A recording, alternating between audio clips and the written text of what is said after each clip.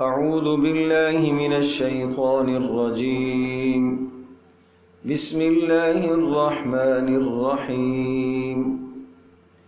يا أيها الرسل كلوا من الطيبات واعملوا صالحا إني بما تعملون عليم. وإن هذه أمتكم أمة واحدة وأنا ربكم فاتقون. فتقطعوا أمرهم بينهم زبرا كل حزب بما لديهم فرحون. فذرهم في غمرتهم حتى حين. أيحسبون أن ما نمدهم به من مال وبنين نسارع لهم في الخيرات بل لا يشعرون. إن الذين هم من خشية ربهم مشفقون والذين هم بآيات ربهم يؤمنون والذين هم بربهم لا يشركون والذين يؤتون ما آتوا وقلوبهم وجلة أنهم إلى ربهم راجعون. أولئك يسارعون في الخيرات وهم لها سابقون. ولا نكلف نفسا إلا وسعها ولدينا كتاب ينطق بالحق وهم لا يظلمون. بل قلوبهم في غمرة من هذا ولهم أعمال من دون ذلك هم لها عاملون. حتى إذا أخذنا مترفيهم بالعذاب إذا هم يجأرون. لا تجأروا اليوم إنكم منا لا تنصرون. قد كانت آياتي تتلى عليكم فكنتم على أعقابكم تنكصون مستكبرين به سامرا تهجرون. أفلم يدبروا القول أم جاءهم ما لم يأت آباءهم الأولين أم لم يعرفوا رسولهم فهم له منكرون أم يقولون به جنة بل جاءهم بالحق وأكثرهم للحق كارهون. ولو اتبع الحق أهواءهم لفسدت السماوات والأرض ومن فيهن بل أتيناهم بذكرهم فهم عن ذكرهم معرضون. أم تسألهم خرجا فخراج ربك خير وهو خير الرازقين. وإنك لتدعوهم إلى صراط مستقيم. وإن الذين لا يؤمنون بالآخرة عن الصراط لناكبون. ولو رحمناهم وكشفنا ما بهم من ضر للجوا في طغيانهم يعمهون. ولقد أخذناهم بالعذاب فما استكانوا لربهم وما يتضرعون. حتى إذا فتحنا عليهم بابا ذا عذاب شديد إذا هم فيه مبلسون یا ایہا الرسل کلوا من الطیبات واعملوا صالحا انی بما تعملون علیم۔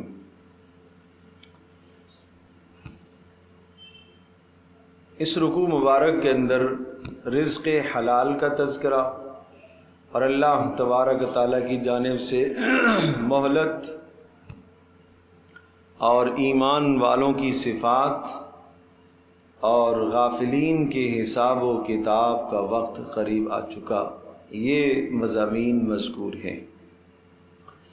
پھر یہ بات ذہن نشین فرما لیجیے کہ تمام کی تمام ملتوں کے اندر، تمام کے تمام ادیان اور شرائع میں تین چیزیں ہمیشہ متفق رہی ہیں۔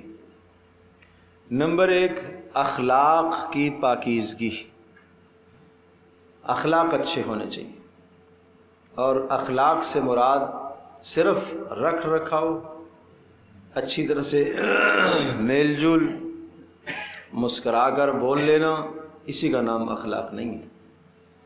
اخلاق ایک بہت بڑا وسیع مفہوم رکھتا ہے، اور اخلاق کا معنی یہ غصہ کس وقت آنا چاہیے اور کتنا آنا چاہیے۔ ایک آدمی کو غصہ نہ آئے، اخلاق سے ہٹا ہوا ہے۔ حد سے زیادہ غصہ آئے، اخلاق کے خلاف ہے۔ اعتدال نہیں ہے اس کے اخلاق اور مزاج میں۔ محبت کس سے کتنی، کس حد تک ہونی چاہیے، نفرت کس سے کتنی، کس حد تک ہونی چاہیے، خرچ کرنے میں کس طرح سے خرچ کیا جائے، یہ بھی اخلاق کے اندر شامل ہے۔ اندر بہادری، جرت کتنی ہونی چاہیے، کس موقع پر اس اپنی بہادری کو کارآمد لائے، کام میں لائے، یہ اخلاق ہے۔ اسی طرح سے تحمل مزاجی اندر موجود ہو، کتنی ہو، کس حد تک ہو، یہ اخلاق ہے، یہ اخلاقیات ہیں ساری چیزیں۔ تو صرف اس کا معنی رکھ رکھاؤ رکھنا یا اچھی طرح سے میل جل کر لینا، اسی کا نام اخلاق نہیں ہے۔ آج ہم نے اخلاق کا غلط مفہوم یہی سمجھ لیا، لہٰذا ہم غیر مذہب قوموں کو جب دیکھتے ہیں، اچھی طرح سے میل جل ہے، اچھی طرح سے رکھ رکھاؤ ہے، سلام کر لیں گے، جی حضور کر لیں گے، ہم کیا کہتے ہیں، جناب یہ بڑے اخلاق والے لوگ، اور ہم ان کے مداح بن جاتے ہیں، ان کی تعریف کرنے لگ جاتے ہیں، یہ بڑے اخلاق والے۔ حالانکہ جو آدمی یوں تعریف کرتا ہے وہ اخلاق کے معنی کو نہیں سمجھتا۔ رسول اکرم صلی اللہ تعالی علیہ وسلم کے اخلاق جانتے ہیں کیا چیز تھی؟ پیارے پیغمبر صلی اللہ تعالی وسلم کے اخلاق سے متعلق حضرت عائشہ رضی اللہ تعالی عنہ سے سوال کیا گیا کہ پیارے پیغمبر صلی اللہ علیہ وسلم کے کیا اخلاق تھے؟ ارشاد فرمایا کان خلقہ القرآن، پیارے پیغمبر صلی اللہ علیہ وسلم کے اخلاق کیا تھے؟ قرآن مجید۔ قرآن مقدس میں اللہ تبارک تعالیٰ کے سے متعلقہ جو آیات ہیں، توحید کی آیات، وہ تمام کی تمام توحید کی آیات کے متعلق عقیدہ اور نظریہ قائم کرنا، یہ رسول اکرم صلی اللہ تعالی علیہ وسلم کے اخلاق کا حصہ ہے۔ اور جہاں اللہ تبارک تعالیٰ کی طرف سے غضب اور غصے کی بات آئے، اس غضب اور غصے کا اظہار پیارے پیغمبر صلی اللہ تعالیٰ علیہ وسلم کے مزاج مبارک میں ہو، یہ اخلاق کا حصہ ہے۔ جہاں ترحم اور نرمی کی بات اللہ کی طرف سے آئی ہے اور اسی کے مطابق رسول اللہ صلی اللہ تعالی وسلم نرمی فرما رہے ہیں، یہ کیا ہے؟ اخلاق کا حصہ ہے۔ جہاں اللہ کی جانب سے سختی کی بات آئی ہے، وہاں رسول اللہ سختی کر رہے ہیں، تو یہ کیا ہے؟ اخلاق کا حصہ ہے۔ گویا کہ اپنی زندگی کو 100% قرآن کے مطابق کر دینا، یہ اعلیٰ اخلاق ہے۔ اس لیے رسول اکرم صلی اللہ تعالی وسلم کے اخلاق کی تفسیر حضرت عائشہ رضی اللہ تعالیٰ عنہ نے فرمائی ہے کان خلقہ القرآن، پیارے پیغمبر صلی اللہ علیہ وسلم کے اخلاق قرآن مجید ہی تو ہے۔ جو کچھ قرآن میں ہے وہ رسول اللہ کی زندگی میں موجود ہے، یہ اخلاق۔ تو اس لیے میں عرض کر رہا ہوں کہ تمام کی تمام شریعتوں کے اندر ایک چیز یعنی اخلاق، سب شریعتوں میں اخلاقیات کا باب تھا۔ اور نمبر 2 اکل حلال، پاکیزہ مال کھانا، حرام نہیں، اس لیے کہ حرام سے عبادت تباہ ہو جاتی ہے، حرام سے آدمی کا ایمان تباہ ہوتا ہے۔ اور نمبر 3 عمل صالح، اور عمل صالح کا مطلب صرف ایک نماز پڑھنا نہیں، عمل صالح کا مطلب جن چیزوں کا اللہ نے حکم دیا ان کو اختیار کرنا، اور جن چیزوں سے روکا ان سے باز آنا، یہ عمل صالح کہلائے گا۔ تو یہ 3 باتیں ہر شریعت کے اندر تھی، اسی لیے اللہ تبارک و تعالیٰ نے ان تینوں میں سے 2 باتوں کو یہاں پر ذکر فرمایا، اور وہ 2 باتیں، اور تیسری بات وہ آگے آئے گی، 2 باتوں کو یہاں ایک آیت کے اندر جمع فرمایا، اکل حلال اور عمل صالح۔ اور عجیب بات یہ ہے کہ ان 2 باتوں کو ذکر کرنے کے لیے اللہ نے رسولوں کا حوالہ دیا۔ کیسے رسولوں کا حوالہ دیا؟ ترجمہ ملاحظہ فرمائیے، یا ایھا الرسل، اللہ تبارک و تعالیٰ نے براہ راست خطاب فرمایا، ہم نے رسولوں سے بھی یہ کہہ رکھا تھا، کلوا من الطیبات، کہ پاکیزہ چیزیں کھاؤ، واعملوا صالحا، اور نیک عمل کرو، واعملوا عملا صالحا، نیک اعمال کرو، پاکیزہ چیزیں کھاؤ، رزق حلال اختیار کرو۔ حالانکہ کوئی بھی نبی، کوئی بھی رسول تصور نہیں ہے کہ رسول کا ہاتھ کسی حرام کی طرف بڑھے۔ پیارے پیغمبر صلی اللہ تعالی علیہ وسلم کا حال زہد اور تقوی اور ورع کی انتہا تھی کہ مشتبہ چیزوں سے بھی اپنے آپ کو بچاتے تھے۔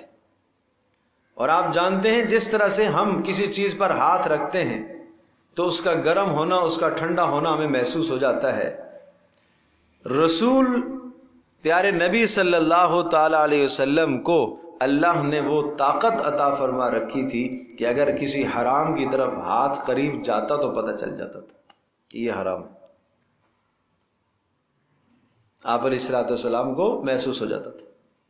صرف اتنی سی بات آپ ذہن نشین فرمائیے کہ ایک واقعہ آتا ہے، اس واقعے میں کیا ہوا کہ ایک صحابی کے ہاں آپ تشریف لے گئے اور انہوں نے کھانے کا انتظام کیا۔ جب کھانا سامنے لایا گیا تو آپ علیہ السلام نے پوچھا، یہ کہاں سے لائے ہو گوشت؟ کہا یہ پڑوسی کی بکری ہم لے کے آ گئی۔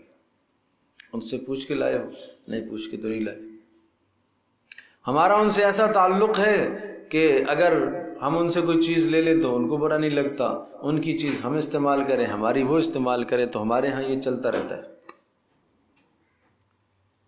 اور خاص طور پر جب ان کو پتہ چلے گا کہ یہ آپ کے لیے انتظام کیا گیا ہے تو وہ تو اور خوش ہوں گے کہ اچھا بھائی، یہ تو ہمارے لیے سعادت ہے کہ ہمارا مال پیارے پیغمبر صلی اللہ تعالی علیہ وسلم کے لیے تیار کیا گیا اور آپ نے اس میں سے استعمال فرمایا۔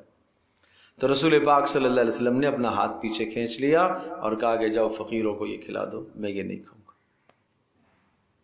آج ہم کیا کہتے ہیں؟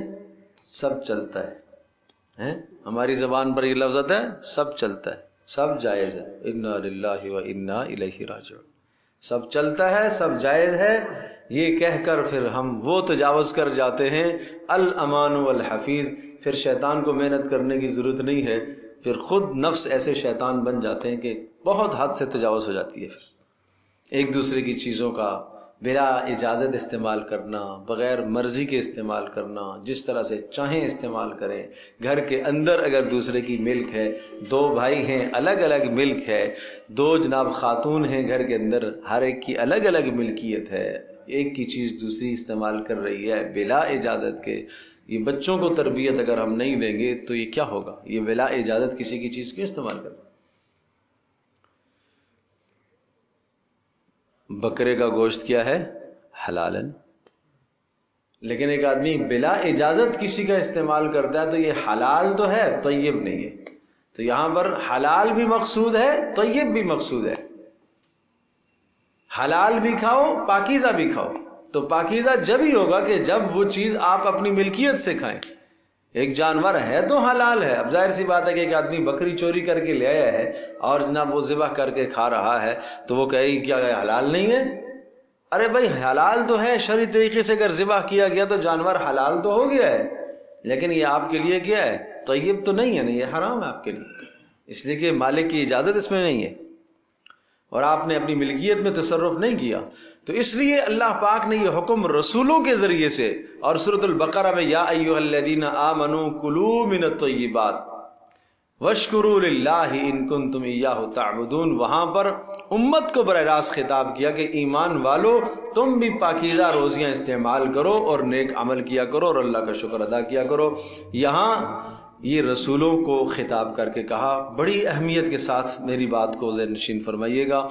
جب اللہ پاک کسی خاص الخاص اہم سے اہم، اللہ کی ہر بات اہم ہے، اللہ کی ہر بات خاص ہے، لیکن جب بہت کسی اہم بات کا اللہ حکم کرتا ہے، اللہ وہاں براہ راست رسولوں کو خطاب کرتا ہے.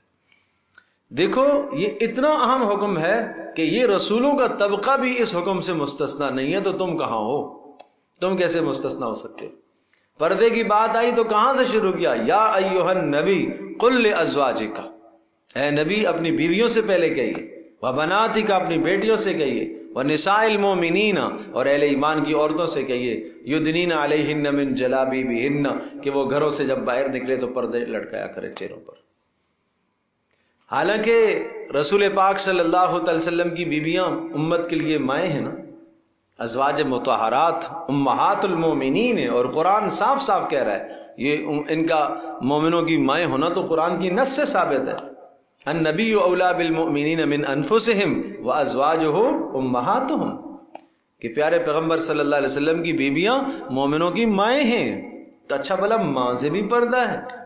ہاں ماں ہے، نسبی حقیقی ماں نہیں ہے، روحانی ماں. پردے کے احکام جاری ہوں گے. یہاں آج ہمارے ماحول اور معاشرے کے اندر متبنہ، لے پالک، جس کو گود لے کے پال لیا جاتا ہے، کیا اس سے بھی پردہ کرے گی؟ کرے گی بالکل. ایک دن ایک خاتون کا میرے پاس فون آیا کہ جناب میرے بیٹے کی شادی ہے اور ایسا ایسا مسئلہ ہے، اور لوگ یہ کہہ رہے ہیں. کیا کہہ رہے ہیں لوگ یہ کہہ رہے ہیں کہ جناب اس کو اپنے ماں باپ کی طرف منسوب نہیں کرو گی تو نکاح نہیں ہوگا. تو میں نے کہا کیا مطلب، بیٹا آپ کا نہیں ہے؟ نہیں میرا ہی بیٹا ہے. تو میں نے کہا پھر کیا مطلب ماں باپ؟ نہیں میں نے گود لیا تھا. تو ارے بھائی آپ نے گود لیا تھا تو آپ کا تو بیٹا نہیں ہوا. نہیں میرا بیٹا ہے. بھائی آپ کا بیٹا کیسے ہوا؟ نہیں مول صاحب آپ ایسی باتیں کرتے ہو. اچھا بھائی تو بنا لے، میں کیا کر سکتا ہوں جب تو خود بنا رہی ہے. میں کہہ رہا ہوں نہیں ہے تیرا بیٹا، گود لیا ہوا آپ کا بیٹا نہیں ہو سکتا. اور جب میں نے اگلی بات کی کہ بھائی اس سے تو آپ کا پردہ بھی ہے، کہ کیا وہ محرم ہے آپ کا؟ نہیں محرم تو نہیں ہے. بھانجا ہو سکتا ہے، بھتیجا ہو سکتا ہے، تو چلو سمجھ میں آتا ہے کہ آپ کا محرم. کس کا بیٹا ہے؟ فلاں کا بیٹا. وہ تو آپ کے غیر محرم ہے. تو یہ جب جوان ہوا تو اس سے آپ کو تو پردہ کرنا ہے. وہ ایک دم غصے ہو گئی، کیسے پردہ کروں اس سے، یہ تو میرا بیٹا ہے، اس کو میں نے پالا ہے. یہ ہے جہالت. ہم ان احکام سے ناواقف ہیں، نابلد ہیں، ہمیں آج نہیں پتا. وہ اس بات کو ماننے سننے کو تیار ہی نہیں ہے، اس لیے کہ یہ مسئلہ کبھی سنا ہی نہیں ہے. تو اس لیے پردے کا حکم تو پردے کا حکم ہے. میں نے کہا یہ میراث میں بھی شریک نہیں ہو سکتا، آپ کو پتا ہے میرا؟ ہاں اللہ پاک نے اس کے بعد حقیقی اولاد دے دی، تو حقیقی اولاد وہ آپ کی اولاد ہے، وہ میراث میں شریک ہے، اس کو میراث ملے گی، اس کو میراث نہیں ملے گی. اور اسی طرح سے آپ کی بچیوں سے بھی اس کا پردہ ہوگا، اس لیے یہ غیر محرم ہے، اور یہ آپ سے بھی پردہ ہے، غیر محرم ہے. تو بہرحال مسائل ہم نہیں جانتے، معلومات نہیں ہوتی، ناواقفیت ہوتی ہے، تو پھر ہم اس موقع پر یہ حقیقت کہتے ہیں نا، حقیقت سچ پھر کڑوا تو ہوتا ہے، پھر بڑی تکلیف ہوتی ہے کہ یہ کیسے ہو سکتا ہے. تو اس لیے میں عرض کر رہا تھا کہ بڑا اہم جب حکم آتا ہے تو اللہ پاک براہ راست رسولوں کو حکم دیتا ہے، بلند منصب اور مقام والوں کو حکم دیتا ہے. پردے کی بات آئی، اہمیت والا حکم تھا، سارے حکم اہمیت والے ہیں، لیکن جب بہت بڑی اہمیت کی بات آئی ہے تو وہاں حکم دیا کس کو؟ یا ایھا النبی، اے نبی، قل لازواجک، آپ کہہ دیجئے کس کو؟ اپنی بیویوں سے، اپنی بیٹیوں سے. اور ایک بات میں اور یہاں پر کہا کرتا ہوں، یوں بھی اللہ پاک کہہ سکتا تھا کہ اے نبی کی بیویوں پردہ کرو، یا نساء النبی، اللہ نے خطاب کیا بھی ہے، اے نساء النبی، اے نبی کی بیویوں. لستن کاحد من النساء، آپ کا مقام بہت بلند ہے، آپ عام عورتوں کی طرح نہیں ہو۔ لیکن جب پردے کی بات آئی تو اللہ تبارک تعالیٰ نے یا نساء النبی نہیں کہا، اللہ نے نبی کو حکم دیا کہ آپ اپنی بیویوں سے کہیے۔ یہاں سے کہلوایا، یہ اشارہ اس بات کی طرف ہے کہ جس طرح سے پردہ عورت کی عزت ہے، اسی طرح سے پردہ مرد کی عزت ہے۔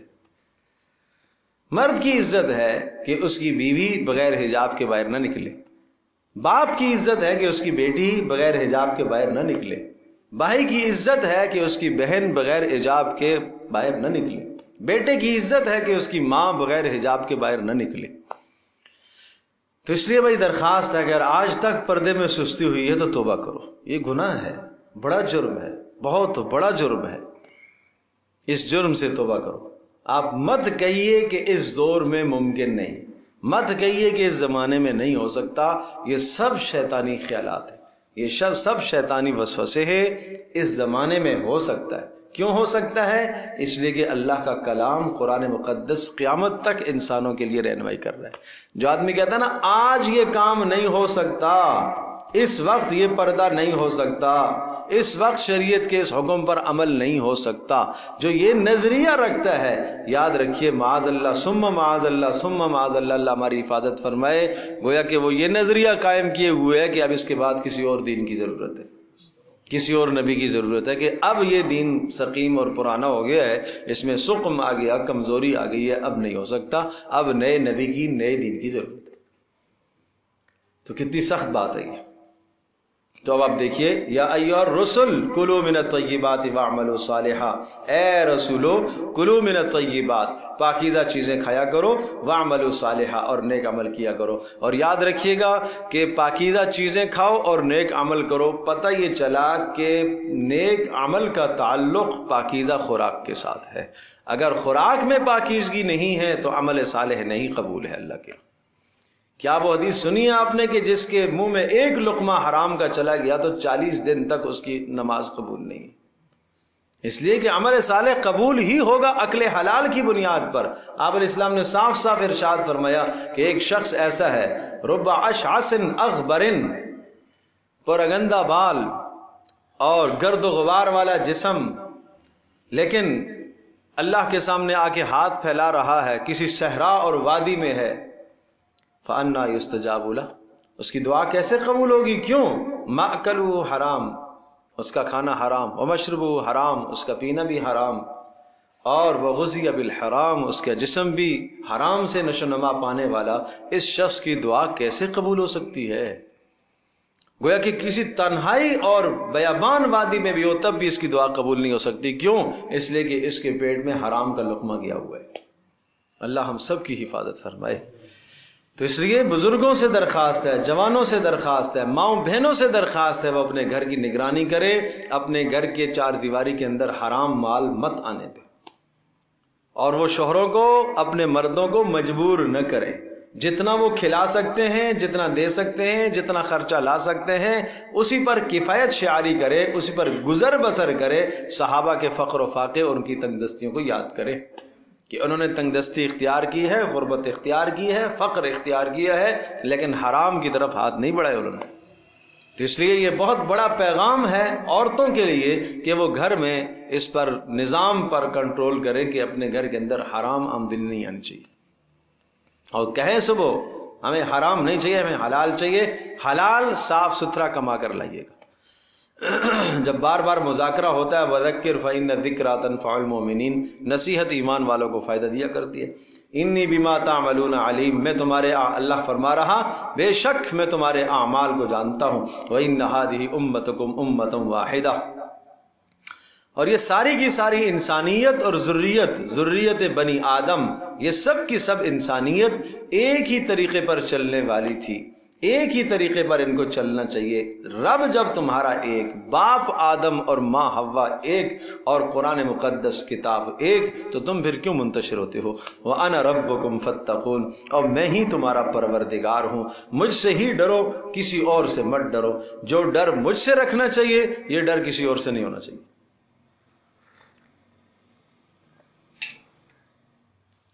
فَتَقَطَّعُوا أَمْرَهُمْ بَيْنَهُمْ زُبُرًا، لیکن اس کے بعد نتیجہ کیا نکلا؟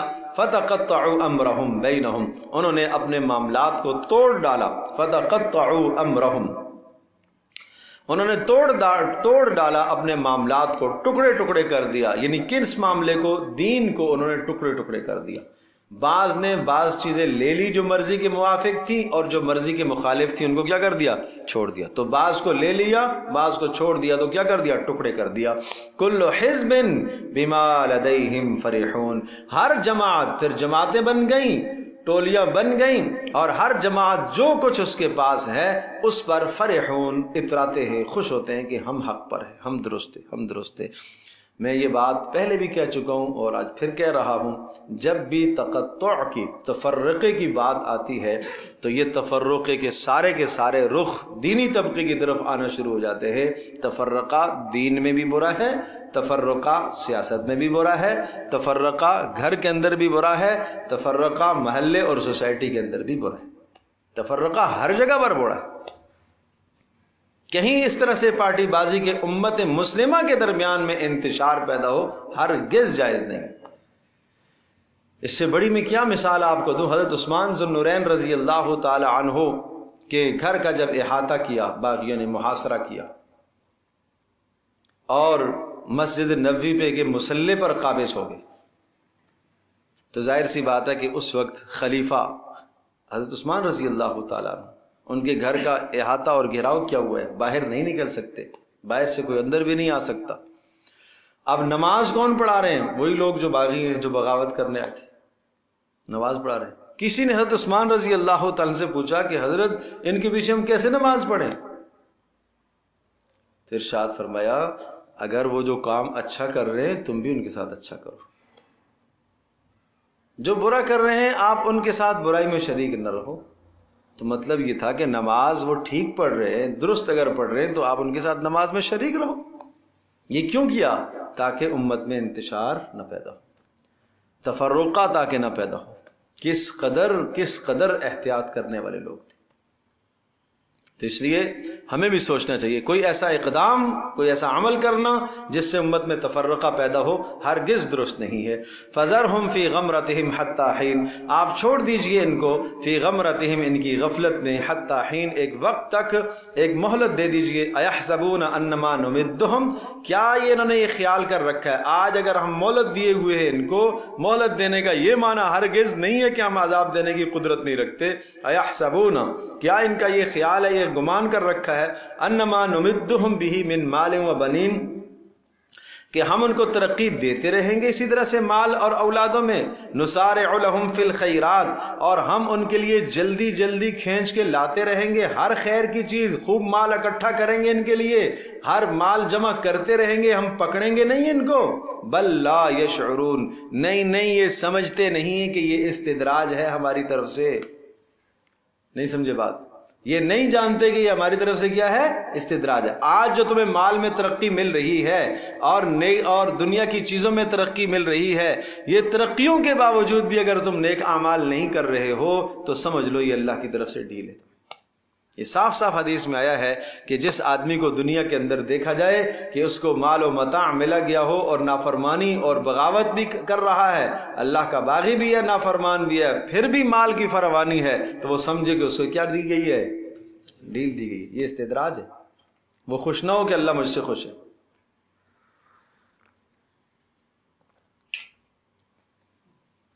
ان الذین هم من خشیۃ ربهم مشفقون.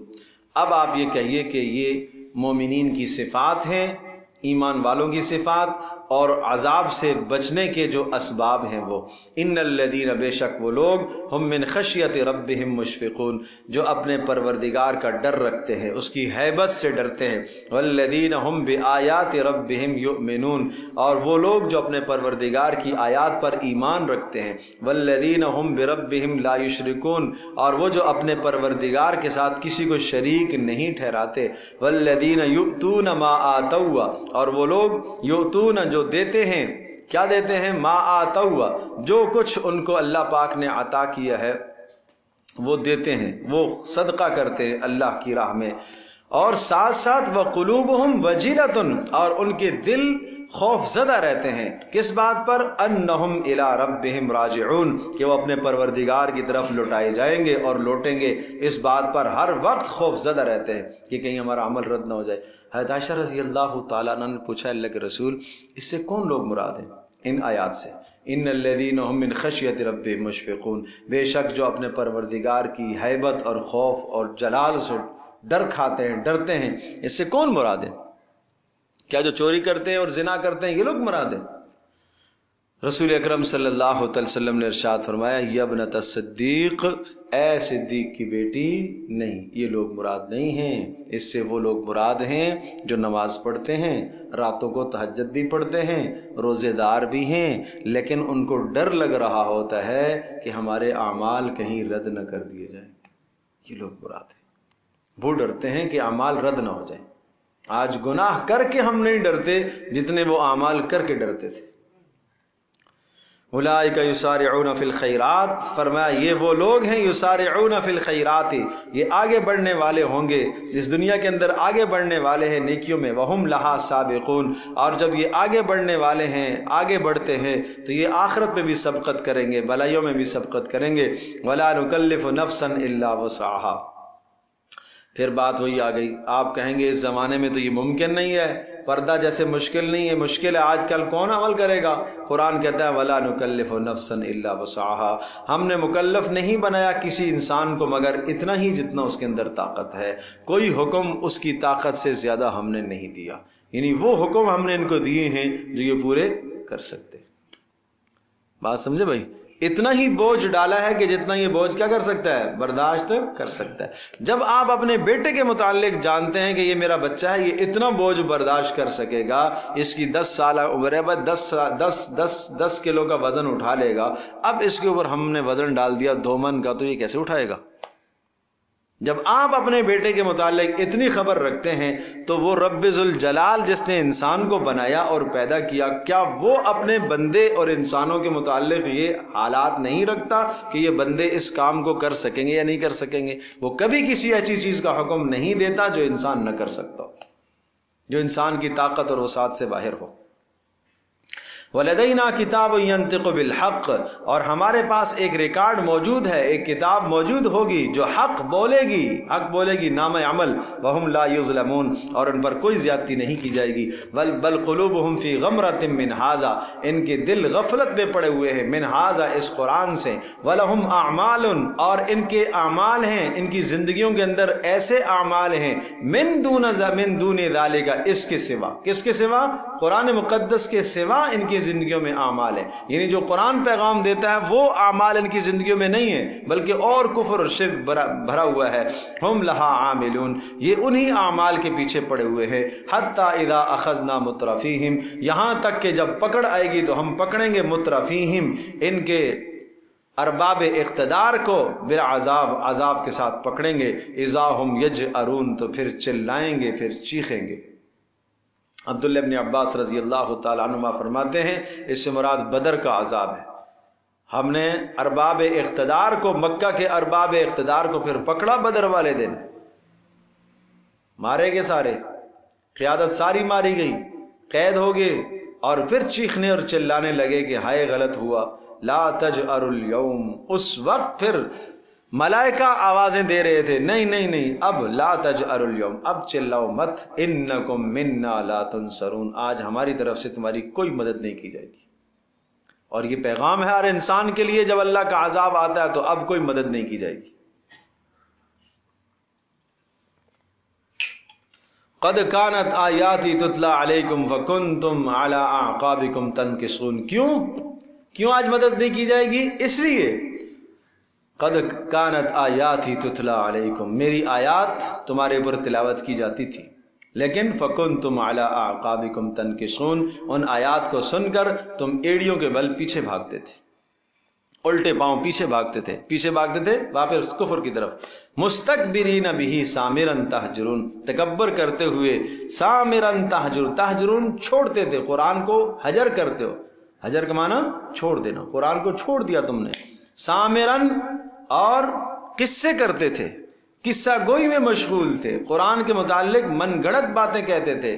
کیا من گڑت باتیں تھیں؟ یہ اس نے اپنی طرف سے گڑ لیا، فلاں آتا ہے وہ اس کو آگے بتاتا ہے اس لیے یہ آگے کہہ دیتا ہے۔ سامر کہتے ہیں قصہ گو کو، سین میم را سمر، اور سمر عشاء کی نماز کے بعد جو آپس میں بات چیت گپ شپی ہوتی ہے اس کو کہتے ہیں سمر۔ حدیث میں سخت ممانعت آئی ہے عشاء کے بعد گپ شپ لگانے کی، عشاء سے پہلے سونے کی ممانعت، عشاء کے بعد گپ شپ لگانے کی ممانعت۔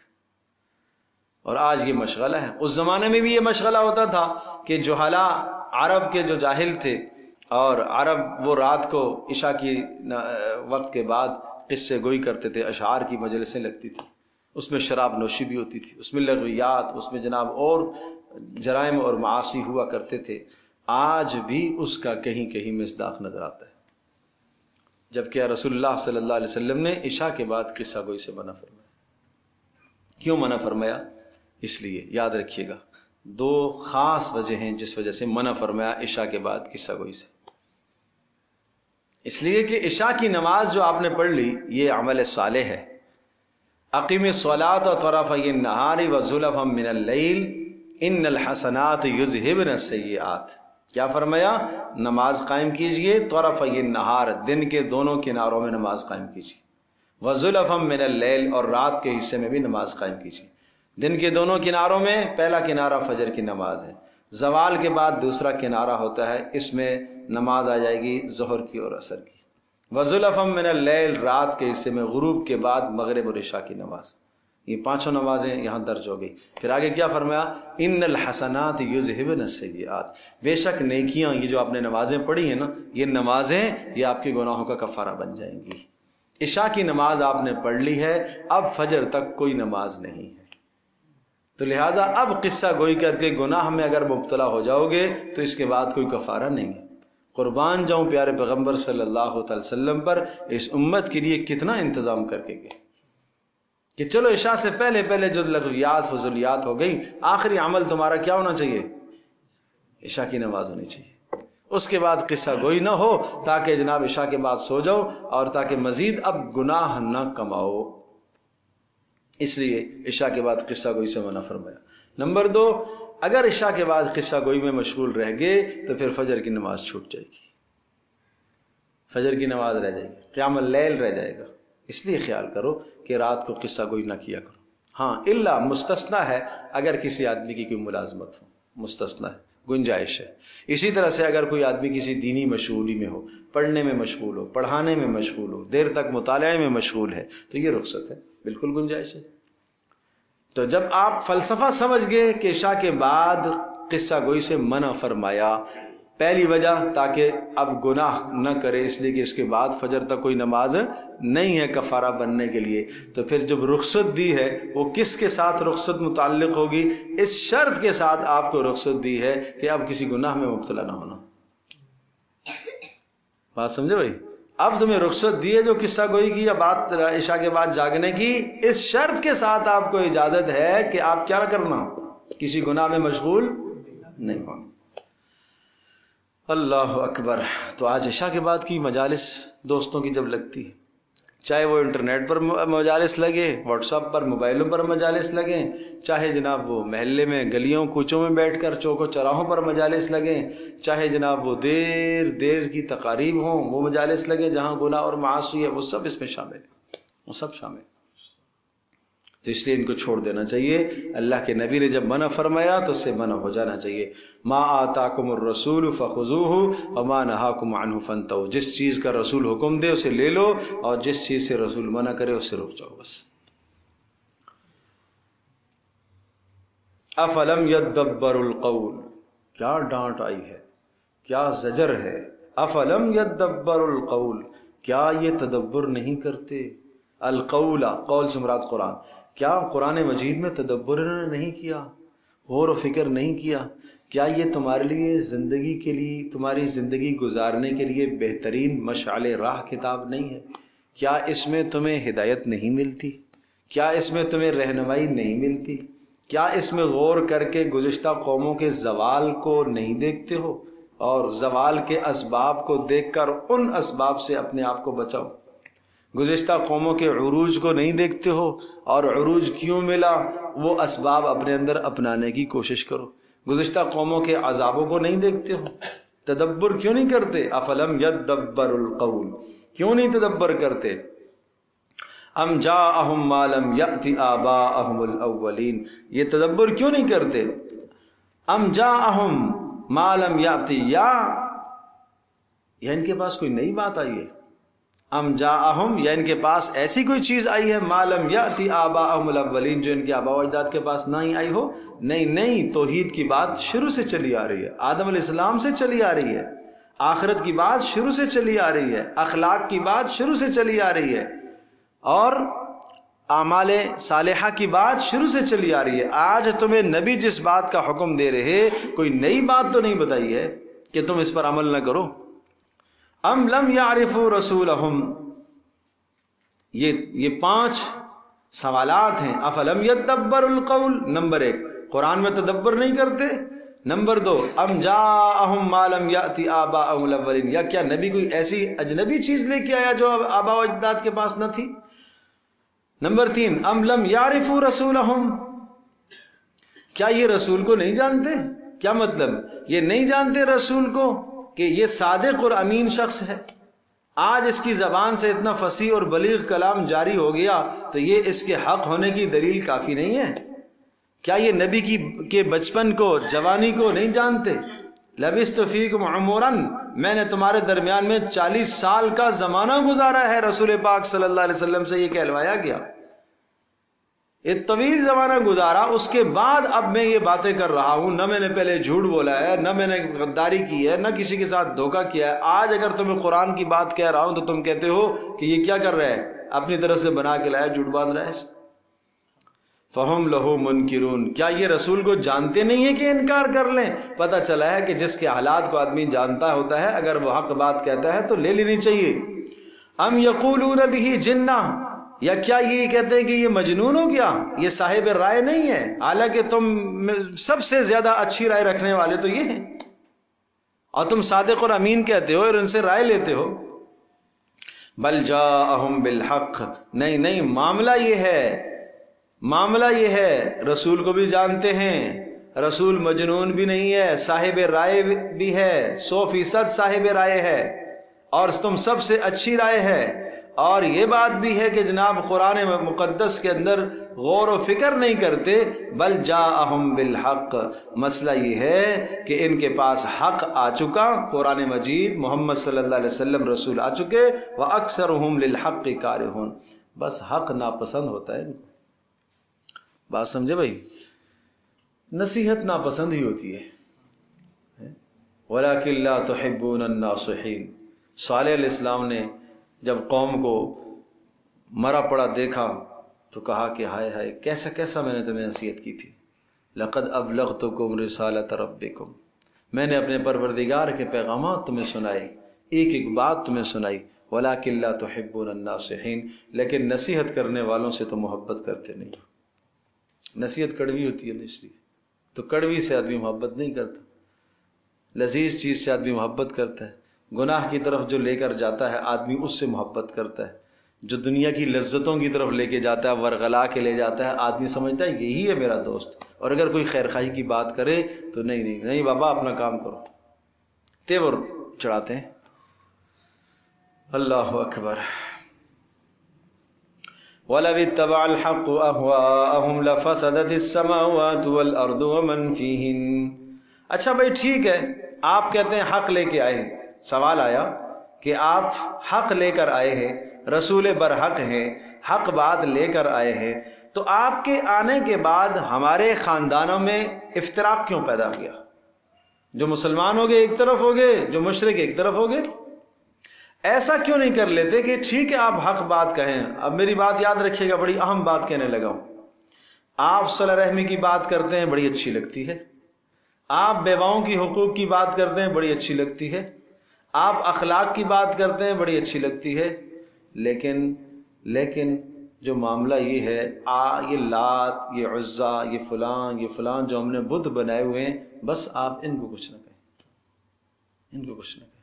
بس یہ کام آپ چھوڑ دیں، پھر ہم آپ کے ساتھ ہیں۔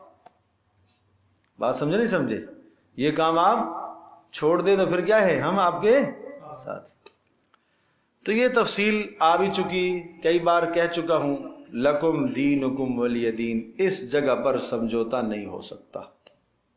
क्यों? इसलिए कि बुनियाद ही यही है, बुनियाद ही तौहीद है, दीन की बुनियाद तौहीद।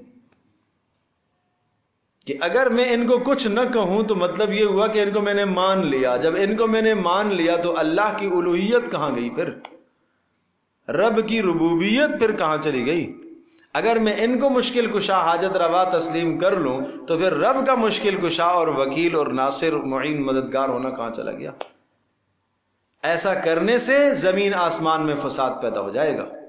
देखिएगा, पता ये चला कि तौहीद की बुनियाद अगर ढीली पड़ गई और तौहीद की बुनियादें अगर आपने कमजोर कर ली, माशरे में शिर्क पैदा हो गया, तो वो माशरा पनप नहीं सकता। देखो, वलवित्तबअल हक़्क़ु अहवाअहुम, अगर हक तुम्हारी ख्वाहिशात के मुताबिक आने लग जाए, लफसदतिस समावातु वल अर्द, आसमान जमीन में फसाद आ जाएगा, वमन फीहिन, और जो आसमानों और जमीनों के दरमियान में वो भी अजाब में मुब्तला हो जाएंगे।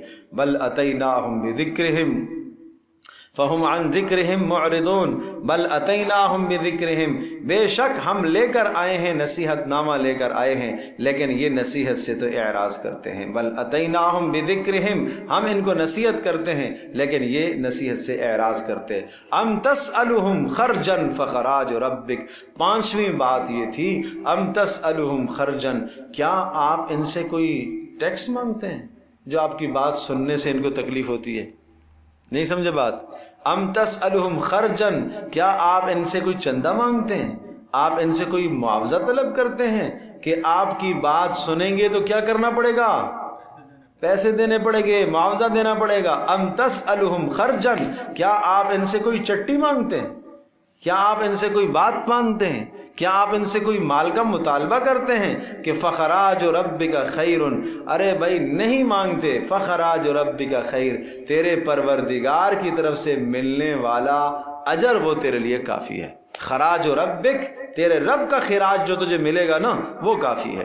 वहुवा खैरुर राज़िकीन, और वही रिज़्क़ देने वाला है। व इन्नका लतदऊहुम इला सिरातिम मुस्तकीम, आप सीधे राह की तरफ बुलाते हैं। व इन्नल लज़ीना ला युमिनून बिल आखिरा, और बेशक वो लोग जो ईमान नहीं रखते आखिरत पर, अनिस सिराति लनाकिबून, वो सीधी राह से बदलने वाले, नाकिब बदलने वाले। वलौ रहिमनाहुम व कशफना मा बिहिम मिन ज़ुर्रिन ललज्जू फी तुग़यानिहिम यअमहून, और फरमाया वलौ रहिमनाहुम, और अगर हम इन पर रहम कर दें, व कशफना मा बिहिम, और हम इनसे वो हटा देते हैं। क्या मतलब कि आज अगर तंगी और तकलीफ में मुब्तला होगे, क़हत साली में मुब्तला होगे, रसूलुल्लाह सल्लल्लाहु ताला अलैहि वसल्लम की हिजरत के बाद क़हत साली में मुब्तला हुए, अगर हम इन पर रहम कर देते हैं और ये तकलीफ़ें हटा देते हैं, मिन ज़ुर्रिन, तकलीफ़ हटा देंगे, तो क्या करेंगे? ललज्जू फ़ी तुग़यानिहिम, फिर भी ये घुसते जाएंगे सरकशी के अंदर अंधे होकर। ये आज दुनिया में भी ऐसा होता है, जब तकलीफें आती है इंसान अल्लाह की तरफ भागता है, और जब तकलीफ दूर होती है तो फिर वापस शिर्क की तरफ। वलक़द अख़ज़नाहुम बिलअज़ाब, और हमने इनको पकड़ा है अज़ाब में। फ़मस्तकानू लिरब्बिहिम, और ये अल्लाह को आजिज़ न कर सके। वमा यतज़र्रऊन, और न ही इन्होंने दिल से कोई तज़र्रुअ किया, न अपने रब के सामने किसी किस्म की आजिज़ी की ज़ाहिरी, और न दिल से अल्लाह के सामने तज़र्रुअ किया। हत्ता इज़ा फ़तहना, यहाँ तक कि हमने खोल दिया अलैहिम, इन पर, बाबन ज़ा अज़ाबिन शदीदिन, एक दरवाज़ा सख्त अजाब का, वही जो बदर के अंदर वाक़ हुआ। इदा हुम फीही मुबलिसून, अब हर तरफ से मायूस हो गए। वहुवल्लज़ी अंशअ लकुमुस समअ वल अबसार वल अफ़इदा क़लीलन मा तशकुरून। अब अल्लाह की तौहीद के फिर दलाइल, अल्लाह वो ज़ात है जिसने पैदा किया तुम्हें, अंशअ लकुम, जिसने बनाया तुम्हारे लिए, अस्समअ, समाअत की कुव्वत तुम्हें अता की, अबसार, देखने की कुव्वत, वल अफ़इदा, समझने की कुव्वत दी, क़लीलन मा तशकुरून। इन कुव्वतों का तकाजा ये था कि तुम्हें शुक्र अदा करना चाहिए था, लेकिन तुम बहुत कम शुक्र अदा करते हो।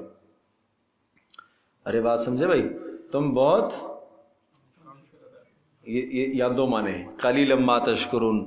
देखिएगा, तुम बहुत कम लोग शुक्र अदा करते हो और तुम बहुत थोड़ा शुक्र अदा करते हो, दोनों माने।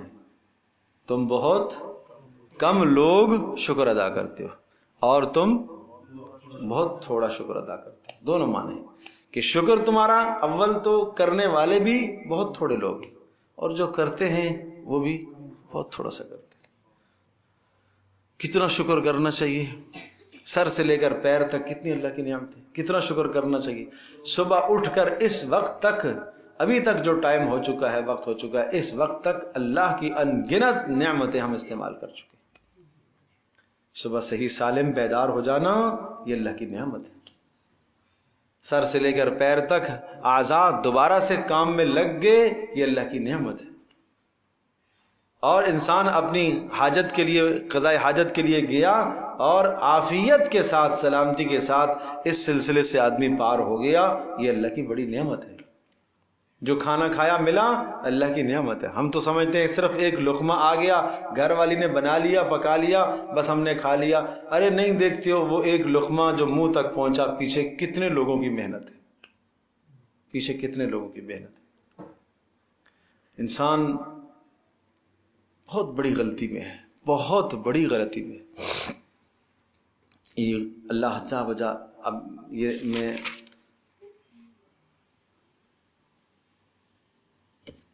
آگے آنے والی آیات میں بڑا تدبر ہے, بڑا غور و فکر کرنے کا موقع ہے اور دعوت دی جائے. دیکھو آسمان کس نے بنایا؟ زمین, یہ مشرکین بھی کہتے تھے, ٹھیک ہے. پانی کس نے برسایا؟ اللہ نے, ٹھیک ہے. یہ بات بھی وہی کہتے تھے, اللہ نے برسایا. اب اس کے بعد مسئلہ یہ آ گیا کہ آسمان و زمین بھی اللہ نے بنائی ہے, چاند سورج ستارے بھی اللہ نے بنائے ہیں, آسمانوں سے بارشیں بھی اللہ نے برسائی ہیں, یہ سب کچھ اللہ نے کیا ہے. روزیاں کون دیتا ہے؟ اللہ. لیکن تھوڑا سا معاملہ یہ ہے کہ میں کام کرتا ہوں تو کھاتا ہوں, یہ آ گیا شرک, سمجھے نا. اور قرآن نے اس کو اتنا کھولا ہے اس بات کو, اور اسی لیے پہلے والے وہ مقدمے کہو بتاؤ کہ جس طرح سے تم سمجھتے ہو کہ آسمان بنانے میں, زمین بنانے میں اللہ اکیلا ہے. نمبر 2, تمہیں پیدا کرنے میں اللہ کیا ہے؟ کوئی اور شریک ہے؟ یہ کوئی نہیں کہتا تھا کہ ہمیں فلاں لات نے پیدا کیا یا عزا نے پیدا کیا یا منات نے, کوئی نہیں کہتا تھا. بارش برسانے میں وہ کیا ہے؟ اکیلا ہے. پھر یہ مانو کہ روزی دینے میں بھی وہ اکیلا ہے. تم یہاں شریک نہ ٹھہراؤ. پہلے پارے کے اندر یا ایھا الناس اعبدوا ربکم الذی خلقکم والذین من قبلکم لعلکم تتقون, اے لوگو اس پاک پروردگار کی بندگی کرو جس نے تمہیں پیدا کیا. نمبر 1, پیدا کیا, کوئی اور شریک ہے؟ نہیں. تم سے پہلوں کو جس نے پیدا کیا, کوئی اور شریک ہے؟ اچھا. الذی جعل لکم الارض فراشا, جس نے زمین کو بچھونا بنایا, کوئی اور شریک ہے؟ نہیں. اور آسمان کو چھت بنایا, کوئی اور شریک ہے؟ نہیں. وانزل من السماء ماء, کوئی اور شریک ہے؟ نہیں. فاخرج به من الثمرات رزقا لکم, اور زمین سے غلے اس نے نکالے ہیں اور وہ تمہارے لیے روزی کا انتظام بنایا, کوئی اور شریک ہے؟ جیسے پہلے کاموں میں کوئی اور شریک نہیں ہے, آخری والے میں بھی اسی کی طرف منسوب کرو, اس میں بھی اکیلا اسی کا کام ہے. اب سمجھو, زمین ہے, دیکھنے میں یہ آتا ہے کسان بیج ڈالتا ہے, زمین کو نرم کرتا ہے, پانی لگاتا ہے, حفاظت کرتا ہے, ٹھیک ہے. کسان کا کام ہے زمین سے جو غلہ آنے والا ہے بیچ میں رکاوٹوں کو دور کرنا, یہ کسان کا کام ہے. باقی اس گٹلی کو پھاڑنا کس کا کام ہے؟ اللہ کا کام ہے. تو یہ سمجھایا کہ تو نے تو صرف سبب اختیار کیا ہے, تو نے تو راستے سے رکاوٹیں دور کی ہیں, باقی پیچھے سے اصل کارآمد کام کس کا ہے؟ اللہ کا ہے. بھائی ایک آدمی پائپ لائن بچھاتا ہے, یہ اس نے کیا ہے؟ پانی آنے کے لیے رکاوٹوں کو ہٹا دیا اس نے, اور پانی لانے کے اسباب پیدا کر دیے. بھائی جب تک پیچھے سے پانی ٹینکی سے کھلے گا نہیں, وال نہیں کھلے گا, آئے گا. ایک آدمی کہے بھائی نہیں بھائی میں نے تو کر لیا, یہ تو سارا کام میں نے کیا, بھائی میں نے کیا. بھائی اللہ تبارک تعالیٰ بھی مجھ سے آپ سے یہ مطالبہ کر رہا کہ تو نے تو صرف راستے ہموار کیے ہیں, پیچھے سے لانے والا تو میں ہوں. بھائی تو ان اسباب کے اندر الجھ کر مجھے نہ بھول جانا, مجھے نہ بھول جائے, ان اسباب کے اندر الجھ کر تو کہیں مجھے نہ بھول جائے. یہ ہے توحید کا مطالبہ، یہ ہے تقاضا توحید کا، یہ تقاضا ہے ہم سے۔ اپنے آپ کو بھی شریک نہیں کرنا کہ نہیں میری محنت ہے تو ہوا۔ تم یہ سمجھو، یہاں تک کہوں گا، میاں بیوی کا آپس میں میلاپ ہونا، اس کے بعد اولاد کون دیتا ہے؟ اللہ دیتا ہے۔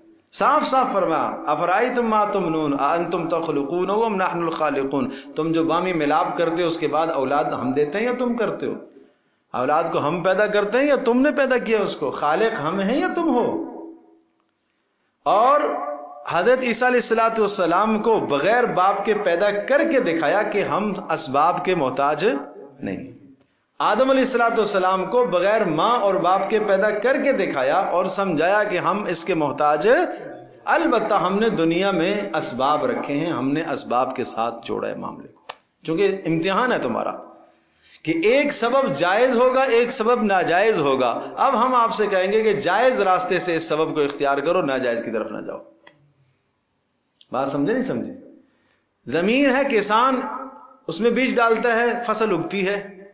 ایک صورت یہ کہ اپنا خریدا ہوا بیج ہو، اپنی زمین میں ڈالے، اپنا جو ہے وہ پانی، اپنا جو ہے ملکیت کا پانی ہو، اور ایک یہ کہ بیج بھی چوری کر کے لایا، زمین بھی کسی کی قبضہ کر کے کیا ہے، اور پانی بھی کسی کا، بیج تو وہاں پر بھی اگے گا۔ یہ جائز راستہ تھا، وہ ناجائز راستہ تھا۔ امتحان اسی چیز کا نام ہے کہ ہم نے اسباب کے ساتھ جوڑا ہے تاکہ تمہارا امتحان رہے، ورنہ ہم قادر ہیں، جیسے آسمان کو ہم نے بنا دیا، زمین کو بنا دیا، سب چیزوں کو بنا دیا، بغیر اسباب کے ہم رزق دینے کی قدرت رکھتے ہیں۔ بات سمجھے نہیں سمجھے؟ پانی کے لیے اسباب ہم نے بنائے ہیں، لیکن ہم بغیر اسباب کے محمد رسول اللہ صلی اللہ علیہ وسلم کی مبارک انگلیوں سے چشمے جاری کر سکتے ہیں۔ یہ اسباب، تو یہ اللہ تبارک تعالیٰ کی قدرت کو سمجھو، اور اللہ پاک کی توحید کو سمجھنے کی ضرورت ہے۔ اپنے آپ کو بھی مت شریک کرو کہ میری دکان ہے، میں ملازمت کرتا ہوں تو تبھی تو کھاتا ہوں نا، بچوں کو تو کھلاتا ہوں۔ کیا کہہ رہے ہو تم؟ یہ کہو میں سبب ہوں، میں ذریعہ ہوں، میں سبب ہوں، اللہ نے مجھے سبب بنایا، کھلاتا اللہ ہے، اللہ ہی دیتا ہے، اللہ ہی دیتا ہے۔ اب آ جاؤ،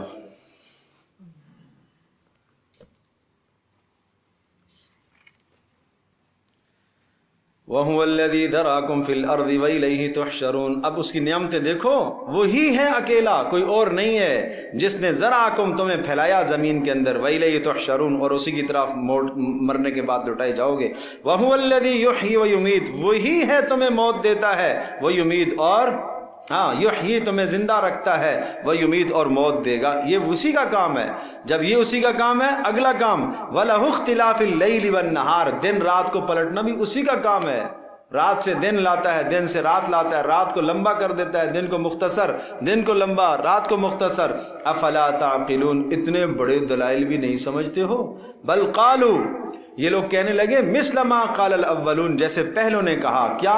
قالوا، کہنے لگے اذا متنا، جب مر جائیں گے، وکننا ترابا، اور ہم ہو جائیں گے مٹی، وعظاما، اور ہڈیاں بوسیدہ، انا لمبعوثون، کیا ہم اٹھائے جائیں گے؟ لقد وعدنا، کیا ہم سے بھی وعدہ کیا گیا اٹھائے جانے کا، اور ہمارے آباء و اجداد سے بھی؟ ان ھذا الا اساطیر الاولین، یہ تو من گھڑت باتیں ہیں، بے سند باتیں، کوئی نہیں اٹھایا جائے گا۔ یہ کون کہتے ہیں؟ یہ باطل نظریہ رکھنے والے مشرکین۔ تو ان کو جواب دیجئے، دلیل، ہاں ہم اٹھانے کی قدرت رکھتے ہیں۔ قل لمن الارض، بتاؤ زمین کا مالک کون؟ اللہ۔ تو جو پاک پروردگار زمین کا مالک ہے، زمین جن کو کھا گئی ہے، زمین نے جن کو ذرے بنا لیا ہے، جب زمین ہی اسی کی ہے تو وہ قیامت میں زمین کو کہے گا اگل باہر اپنے خزانے، وہ اگے گی کہ نہیں اگلے گی؟ سب نکال کے باہر پھینکے گی۔ بِأَنَّ رَبَّكَ أَوْحَالَهَا وَأَخْرَجَتِ الْأَرْضُ أَثْقَالَهَا، زمین اپنے دفینے نکال کے باہر پھینکے گی۔ کیوں؟ بِأَنَّ رَبَّكَ أَوْحَالَهَا، اس لیے کہ تیرے رب نے اس کو حکم جو کر دیا۔ قُلْ لِمَنِ الْأَرْضِ، کیا ہی دلیل ہے، کیا ہی دلیل ہے۔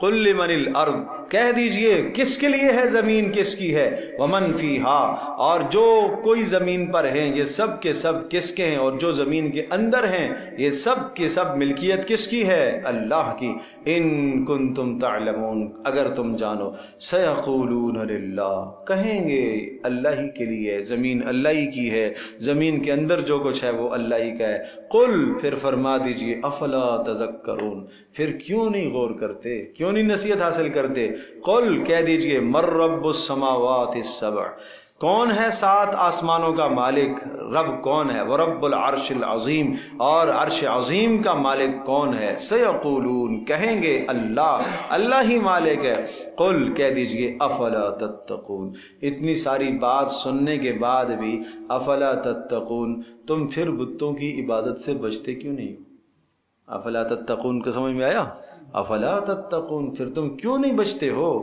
قل، کہہ دیجئے، من بیدہ ملکوت کل شیء، تمام کی تمام چیزوں کی سلطنت کس کے قبضے میں ہے، وہو یجیر، کون ہے جو سب پر طاقت رکھتا ہے، ولا یجار علیہ، وہو یجیر، سب کو پناہ دیے ہوئے ہے، اور ولا یجار علیہ، اس کو کوئی پناہ نہیں دے سکتا، ان کنتم تعلمون، اگر تم سمجھو تو، سیقولون، یہ کہیں گے، للہ، کون ہے، اللہ ہی، تو پھر کہہ دیجئے، قل، کہہ دیجئے، فَأَنَّا تُسْحَرُونَ، پھر کیا تمہارے اوپر جادو ہو گیا ہے، اللہ اکبر، اتنے ٹھوس، اتنے وزنی، ایسے زبردست دلائل کے بعد بھی نہ سمجھنا، سمجھو کہ اس پر جادو ہے، پھر پاگل ہے وہ، اللہ اکبر، بل اتیناہم بالحق وانہم لکاذبون، ہاں ہم نے تو حق بیان کر دیا لیکن یہ ظالم جھوٹے ہیں، متخذ اللہ من ولد، سن لو، یہ لات، عزا، منات ہیں، یہ کہتے تھے نا منات منان کی مؤنث ہے، سمجھو بھائی، اور لات الہن کی مؤنث ہے، عزا عزیزن کی مؤنث، عزیز اللہ کا نام، عزیز کی مؤنث ہے، اور ملائکہ اللہ کی بیٹیاں ہیں، تو کہہ دو متخذ اللہ من ولد، ارے اللہ نے نہیں اپنی اولاد بنائی، وما کان معہ من الہ، اور سن لو اگر اللہ کے ساتھ کوئی اور الہ ہوتا، اذن لذہب کل الہ بما خلق، اور بھی اگر کوئی الہ اور خالق ہوتا تو ہر خالق اپنی مخلوق کے اوپر مکمل اختیار رکھتا، تو پھر کیا ہوتا، لعلی بعضهم علی بعض، وہ الہ ہی آپس میں لڑ جاتے، ایک کہتا آج میں بارش برساؤں گا، دوسرا کہتا نہیں برساؤں گا، ایک کہتا آج میں اس کو ماروں گا، دوسرا کہے گا نہیں ماروں گا، تو لڑائی ہو جاتی، سبحان اللہ، اللہ پاک ہے شریک سے، عما یصفون، جو اللہ کے لیے ثابت کرتے ہیں، اچھا تو پھر ایک سے کیسے کام بنیں گے، کیسے کام بنیں گے، ہمیں تو ایسا چاہیے جو غیب جانتا ہو، ہاں عالم الغیب، وہ غیب کو بھی جانتا ہے، والشہادہ، ظاہر کو بھی جانتا ہے، فتعالی عما یشرکون، بلند و بالا ہے شرک سے، قل رب اما ترینی ما یوعدون، ان سب دلائل کے بعد کہہ دیجئے، اب آپ اپنے پروردگار کے سامنے دلائل پورے کر دیے، آپ نے سمجھا دیا، ابلاغ ہو گیا، اب آپ کیا کیجئے، اب اپنے پروردگار سے مناجات کیجئے، اب اپنے رب سے کہیے، اے میرے رب، اما ترینی ما یوعدون، اے اللہ میری زندگی میں وہ دکھا دے جو وعدہ تو نے ان کے ساتھ عذاب کا کیا ہے، دکھا دے، رب فلا تجعلنی، اے اللہ جب عذاب آئے، فلا تجعلنی فی القوم الظالمین، اے اللہ مجھے ظالموں میں نہ بنانا، پھر مجھے وہاں سے نکال دینا، وَإِنَّا عَلَىٰ أَن نُرِيَكَ مَا نَعِدُهُمْ لَقَادِرُونَ، اور اللہ نے ارشاد فرمایا، وعدہ کیا، بے شک ہم قدرت رکھتے ہیں، عَلَىٰ أَن نُرِيَكَ، ہم آپ کو دکھائیں جو ہم نے ان سے وعدہ کیا ہے عذاب آنے کا، اس لانے کی ہم قدرت رکھتے ہیں، البتہ آپ ابلاغ کریں، آپ تبلیغ کریں، کیسے، کیا خوب انداز ہے تبلیغ کا، دیکھیے گا کیا خوب انداز ہے اللہ تبارک و تعالیٰ کی رہنمائی کا، ادفع باللتی ہی احسن السیئہ، ادفع باللتی، ادفع دور کیجئے، کس چیز کو، برائی کو، باللتی ہی احسن السیئہ، ہی احسن طریقے سے، بہترین طریقے سے برائی کو دور کیجئے، نحن اعلم بما یصفون، ہم خوب جانتے ہیں جو یہ اللہ کے خلاف گھڑتے ہیں، بکواس کرتے ہیں، ہم خوب جانتے ہیں، ہاں آپ دین کی بات کہنے میں نرمی اختیار کیجیے. ٹھیک ہے بھائی، آپ احسن طریقے سے کہتے رہیے. وَقُلْ رَبِّ أَعُوذُ بِكَ مِنْ ہَمَزَاتِ الشَّيَاطِينِ. اور جب بات آئے گی کہ آپ برائی کو اچھائی کے ذریعے سے دور کریں، بھائی برائی کو برائی کے ذریعے سے نہیں. کسی جسم پر نجاست لگ گئی، اس نجاست کو صاف کیا جائے گا پانی کے ذریعے سے. نجاست کو نجاست سے نہیں دھویا جاتا. لہٰذا جہاں پر گندگی ہے، غلاظت ہے، معاشرے میں برائی ہے، اس برائی کو ختم کرنے کے لیے کیا کرو؟ اچھائی لے کے آؤ. گھر میں برائی ہے، برائی کو ختم کرو اچھائی کے ذریعے سے. اس موقع پر شیطان تمہارے دل میں وسوسہ ڈالے گا، نہیں نہیں نہیں، تجھے دبنا نہیں چاہیے، تمہیں ڈرنا نہیں چاہیے. کہا قل، کہہ دیجئے رب اعوذ بک من ہمزات الشیاطین، اے اللہ میں پناہ مانگتا ہوں شیطانی وسوسوں سے. 3 مقام پر قرآن نے اس مضمون کو ذکر فرمایا اور تینوں مقام پر شیطان سے پناہ کا حکم آیا ہے. تینوں مقام پر، سورہ اعراف کے آخر میں، سورۃ المومنون میں اور سورہ حامیم سجدہ کے اندر. تینوں جگہ پر یہ بات آئی ہے کہ تم اللہ تبارک تعالیٰ کی حفاظت مانگو کہ اے اللہ میری حفاظت فرمانا شیطان مردود کی شر سے.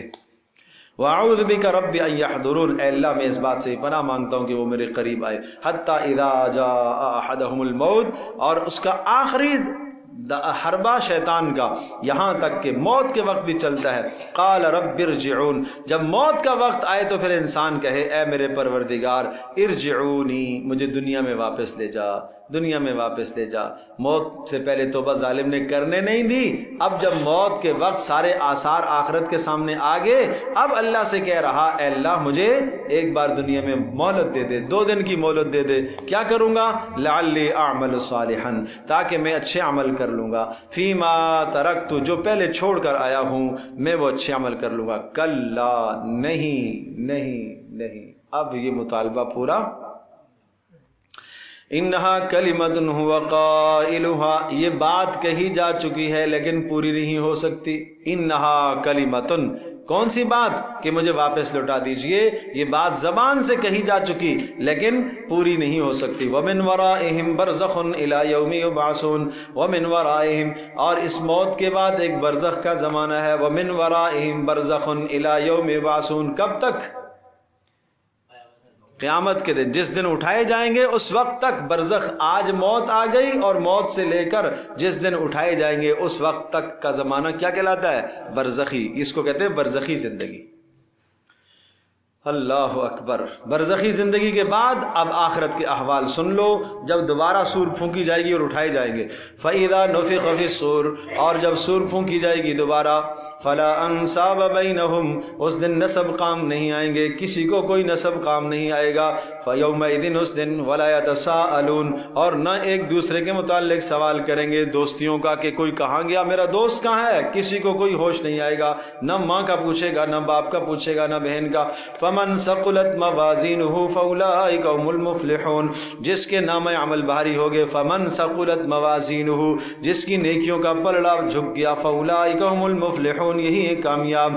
وَمَنْ خَفَّتْ مَوَازِينُهُ، اور جس کی نیکیاں کم پڑ گئیں، خفت کم پڑ گئیں. فَأُولَٰئِكَ الَّذِينَ خَسِرُوا أَنفُسَهُمْ، یہی وہ لوگ ہیں جنہوں نے اپنے آپ کو خسارے میں ڈالا. فی جہنم، جہنم کے اندر. خالدون، ہمیشہ ہمیشہ رہیں گے. تلفح وجوہہم النار، تلفح، جلا ڈالے گی. وجوہہم، ان کے چہروں کو. النار، دوزخ کی آگ. وہم فیہا کالحون، وہم، اور وہ لوگ. فیہا، اس دوزخ میں. کالحون، بد شکل ہو جائیں گے. بد شکل ہونے کا مطلب نیچے کا اونٹ ناف تک اور اوپر کا اونٹ سر سے پیچھے چلے جائے گا. یہ شکل ہوگی آدمی کی. اس کو کہتے ہیں کالح، بد شکل. بد شکل ہو جائے گا، بد شکل ہو جائے گا. اللہ تبارک تعالی ہم سب کی حفاظت فرمائے. یہ حدیث میں اس کی تصریح آئی ہے. اور پھر کہا جائے گا یہ منظر جب ہو جائے گا پھر کہا جائے گا الم تکن آیاتی تتلا علیکم، کیا نہیں آئی تھی میری آیات تمہارے پاس. تتلا علیکم، تلاوت کی جانے لگی تھی تمہارے اوپر، دنیا میں تلاوت کی جاتی تھی. فکنتم بہا تکذبون، تو میری آیات کا کیا کرتا تھا؟ انکار کرتا تھا. تو میری آیات کی تکذیب کرتا تھا. یہ پیغام ہے ہر انسان کو آج بھی اپنے گھر میں یہ پیغام اللہ کے واسطے سناؤ بھائی. اپنے گھر میں یہ پیغام اللہ کے واسطے سناؤ، بہنوں کو، بھائیوں کو، والدین کو، سب کو یہ پیغام سناؤ۔ قیامت کے دن یہ سوال آپ سے ہوگا۔ کیا کہیں گے اس وقت؟ قالوا ربنا غلبت علینا شقوتنا، اے ہمارے پروردگار، معذرت کریں گے، اقرار کریں گے، اے ہمارے رب، غلبت علینا شقوتنا، ہماری بدبختی ہمارے اوپر غالب آ گئی، وکننا قوما ضالین، اور ہم تھے جرم کرنے والے، وکننا، اور ہم تھے قوما ضالین، گمراہ لوگ۔ ربنا اخرجنا، کہیں گے، درخواست کریں گے، اے ہمارے پروردگار، اخرجنا، نکال دے، منہا، اس جہنم سے، فإن عدنا، اے اللہ، فإن عدنا فإنا ظالمون، کہا کہ اگر ہم ان کو واپس لوٹا بھی دیتے ہیں نا تو پھر بھی دنیا میں جا کے وہی حرکتیں کریں گے، وہ بھول جائیں گے ظالم، اس لیے کہ موقع تمہیں مل گیا ہے۔ قال اخسؤوا فیہا ولا فإن عدنا فإنا ظالمون، دوسرا معنی فإن عدنا، اے اللہ اگر تو ہمیں دنیا کی طرف لوٹا دے تو ہم نیک اعمال کر کے آئیں گے، اس لیے فإنا ظالمون، ہم دنیا میں ظلم کر بیٹھے ہیں۔ جواب اللہ کی طرف سے آئے گا، اخسؤوا فیہا ولا تکلمون، دفع ہو جاؤ، ذلیل اور رسوا ہو جاؤ۔ اخسأ کتے کو بولا جاتا ہے، پیچھے ہٹ، دفع ہو جا۔ کتے کو دھدکارنے کے لیے جو لفظ بولتے ہیں اس کو کہتے ہیں اخسأ۔ اخسؤوا فیہا، واپس دفع ہو جاؤ جہنم کے اندر، ولا تکلمون، اور مجھ سے بات مت کرو۔ اللہ تبارک و تعالیٰ کہے گا مجھ سے بات مت کرو۔ وَنَادَوْا يَا مَالِكُ لِيَقْضِيَ عَلَيْنَا رَبُّكَ، سورہ زخرف میں یہ مضمون ہے کہ دروغہ جہنم سے یہ کہیں گے، یا مالک، یا مالک، اے دروغہ جہنم، لِيَقْضِيَ عَلَيْنَا رَبُّكَ، اپنے پروردگار سے درخواست کر لے۔ کیا درخواست کر لے؟ کہ یخفف عنا یوما من العذاب، ایک دن عذاب ہلکا ہو جائے۔ پکاریں گے، پکاریں گے، پکاریں گے، 1000 سال تک پکارتے رہیں گے، اس لیے کہ وہ تو جو دروغہ جہنم نہ سنے گا نہ دیکھے گا، نہیں دیکھے گا، نہیں سنے گا۔ 1000 سال کے بعد وہ پوچھے گا کیا کہہ رہا ہے، کیا کہہ رہے ہو؟ پھر یہ کہیں گے کہ اپنے پروردگار سے کیا، یخفف عنا یوما من العذاب، ایک دن عذاب ہلکا کر لو، ایک دن کی چھٹی عذاب کی دے دو۔ قالوا اولم تک تأتیکم رسلکم بالبینات، جواب میں آئے گا، فرشتے کہیں گے کیا تمہیں رسول نہیں آئے تھے تمہارے پاس؟ کیا بتایا نہیں تھا تمہیں کسی نے؟ کیا تمہیں کسی نے نصیحت نہیں کی تھی؟ کیا اللہ کا کلام کافی نہیں تھا؟ اللہ اکبر۔ تو پھر کہیں گے کہ ہاں ہاں تھا، سب کچھ آیا تھا، لیکن ہم نے جھٹلا دیا، ہم نے جھٹلا دیا۔ پھر آپس میں مشورہ کریں گے، اب رب ہی کو پکارو بھائی، رب ہی کو پکارو، یہ تو نہیں سنتا۔ پھر رب کو پکاریں گے جس کا تذکرہ یہاں پر ہے، اور پھر رب کو پکاریں گے تو رب بھی جواب میں کہے گا اخسؤوا فیہا، دفع ہو جاؤ واپس، ولا تکلمون، مجھ سے بات نہ کرو۔ کیوں؟ اس لیے انہو کان فریق من عبادی، تمہیں معلوم ہے، تمہیں وہ دن یاد ہے، انہو کان فریق، بے شک ایک جماعت تھی میرے بندوں کی، میرے مقبول بندے، میرے فرمانبردار بندے ہوتے تھے، یقولون، جو یہ کہتے تھے، ربنا آمنا، اے ہمارے پروردگار ہم ایمان لائے، فاغفر لنا، ہمارے گناہ معاف کیجئے، ورحمنا، اور ہمارے پر رحم فرمائیے، وانت خیر الراحمین، اور اے اللہ تو بہترین رحم کرنے والا ہے۔ یہ میرے خاص بندے، میرے مقرب بندے دنیا میں یوں دعائیں کیا کرتے تھے، تو تم کیا کرتے تھے؟ فاتخذتموہم سخریا، تم نے ان کو مذاق بنایا ہوا تھا۔ تمہیں وہ منظر یاد ہے؟ آج دیندار کا مذاق اڑاتے ہو۔ اللہ اکبر، دیندار حلیے کا، دیندار شکل کا آج مذاق اڑاؤ، بھپتیاں کسو اس پر۔ یہ اس دن جواب دینا پڑے گا، یہ ایک ایک جملے کا جواب ہوگا، اور وہی دیندار دکھائے جائیں گے، دیکھو وہ جنت میں مزے سے ٹہل رہے ہیں اور تم ان کے ساتھ مذاق اڑاتے تھے، اس مذاق کا آج یہ نتیجہ ہے۔ فاتخذتموہم سخریا، اور تم نے ان میرے دینداروں کا مذاق اڑا رکھا تھا، حتی انسوکم ذکری، یہاں تک کہ انسوکم ذکری، اللہ اکبر، یہاں تک کہ میں نے تمہیں بلا دیا ہے اپنی یاد۔ میرے عزیز دوستو، اور بڑا سخت منظر ہے، دو راستے ہیں، دو راستے، ایک ہے فاذکرونی اذکرکم، تم مجھے یاد کرو، اللہ کہہ رہا ہے میں تمہیں یاد کروں۔ دوسرا نسوا اللہ فنسیہم، جو اللہ تبارک و تعالیٰ کو بھول جاتے ہیں، ولا تکونوا کالذین نسوا اللہ فانساہم، جو اللہ کو بھولتا ہے اللہ اسے بھول جاتا ہے نا۔ بات صرف اتنی نہیں، بس صرف یہاں بس نہیں ہے کہ جو اللہ کو بھول جائے اللہ تبارک و تعالیٰ اسے بھول جائے، صرف یہاں تک بس نہیں ہے، بلکہ کیا فرمایا کہ اللہ تبارک و تعالیٰ انہیں اپنے آپ کو بھی بھلا دیتا ہے۔ کیا معنی؟ ان کو اپنی ذات سے ہی غافل کر دیتا ہے۔ بات سمجھے نہیں سمجھے؟ آج اللہ کو چھوڑ کر دنیا کی لذتیں تم نے حاصل کی اپنے جسم کے لیے، اپنی راحت کے لیے، اپنے آرام کے لیے، اپنے چین کے لیے، اللہ تبارک و تعالیٰ تمہیں کسی معاملے میں ایسا پھنسا دے گا کہ تم اپنی ذات سے بھی غافل ہو جاؤ گے۔ نہ تمہیں اپنے کھانے کا ہوش، نہ تمہیں اپنے آرام کا ہوش، نہ تمہیں اپنے کسی سکون کا ہوش، خود ہی سے غافل ہو جاؤ گے۔ ایسے تمہیں اللہ کر دے گا۔ یہ سخت سزا ہے جو اللہ کو بھولتا ہے۔ تو اس لیے فرمایا حتی انسوکم ذکری، یہاں تک کہ جناب میں نے تمہیں بلا دیا اپنا ذکر، وکنتم منہم تضحکون، وہ وقت تمہیں یاد ہے کہ تم میرے بندوں سے مذاق اڑایا کرتے تھے، تضحکون ہنستے تھے تم۔ انی جزیتہم اليوم بما صبروا، آج بے شک میں نے جزیتہم ان کو بدلہ دیا ہے اپنے بندوں کو، اليوم آج کے دن، بما صبروا تم مذاق کرتے تھے، وہ کیا کرتے تھے؟ صبر کیے ہوئے ہوتے تھے، انہم ہم الفائزون، آج وہی کامیاب ہیں، تم تو کامیاب نہیں ہو۔ تم دنیا میں ان کا مذاق اڑاتے تھے، یہ کون سی راہ پر چل رہا ہے؟ یہ اس زمانے میں کہ یہ 300 سال پرانی باتیں کرتا ہے۔ آج بتاؤ نا کون کامیاب ہے؟ قال کم لبثتم فی الارض عدد سنین، اس دن پروردگار پوچھے گا اب بتاؤ تم دنیا میں کتنے مزے اڑا کے آئے ہو؟ دنیا میں مجھے بھولایا ہے اور کتنے مزے اڑائے تم نے؟ کم لبثتم فی الارض، کتنا رہے ہو تم زمین کے اندر، عدد سنین کتنی گنتی، بتاؤ تو صحیح۔ قالوا، یہ جواب میں کہیں گے، لبثنا یومن، آخرت کے عذابوں کو دیکھ کر کہیں گے، لبثنا یومن، ہم ایک دن رہے، او بعض یومن، یا آدھے دن رہے، فاسأل العادین، اللہ کہے گا جاؤ شمار کرنے والوں سے پوچھ کے آؤ جنہوں نے تمہاری زندگی کا ایک ایک لمحہ شمار کیا ہوا ہے، ان ملائکہ سے پوچھ کے آؤ کہ تم کتنا رہے ہو، ان سے پوچھ کے آؤ، جاؤ۔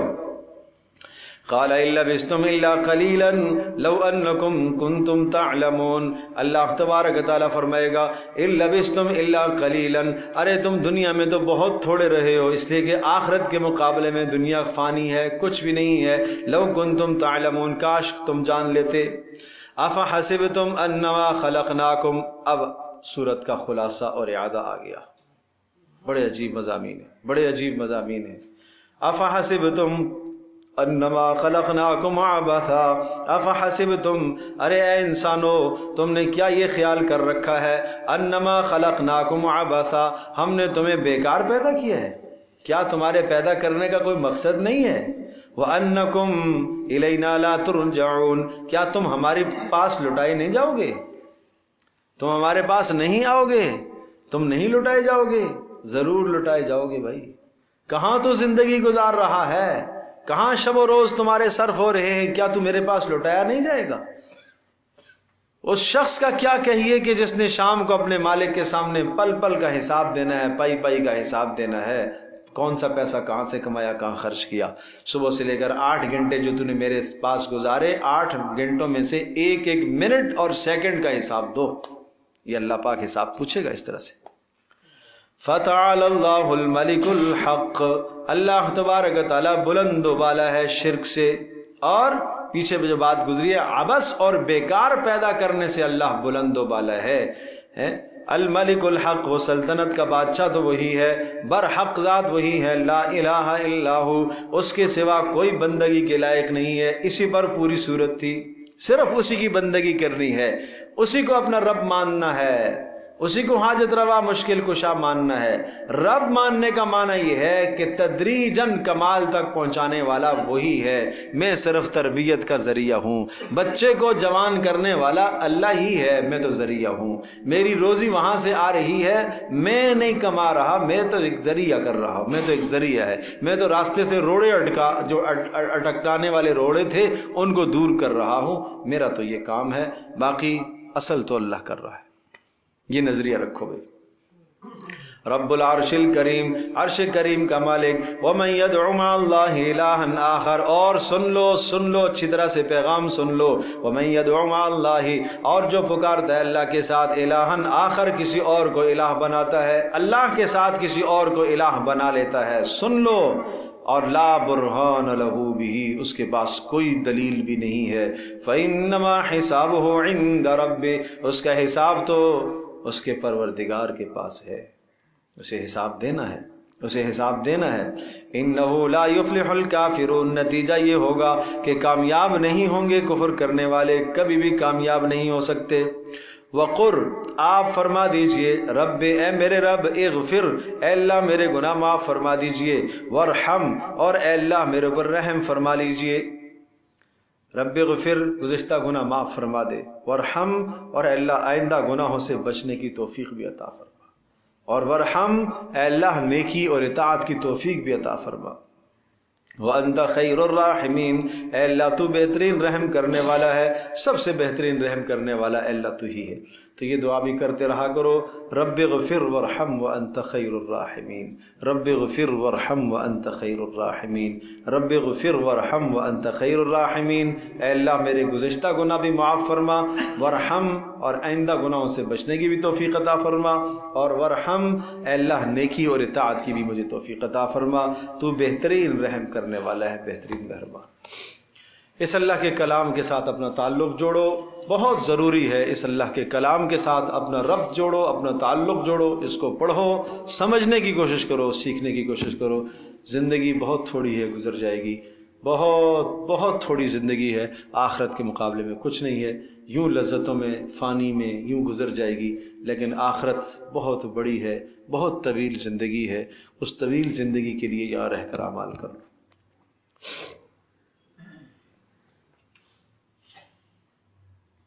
الحمد للہ رب العالمین، والصلاة والسلام علی سید الانبیاء والمرسلین وعلی آلہ وصحبہ اجمعین۔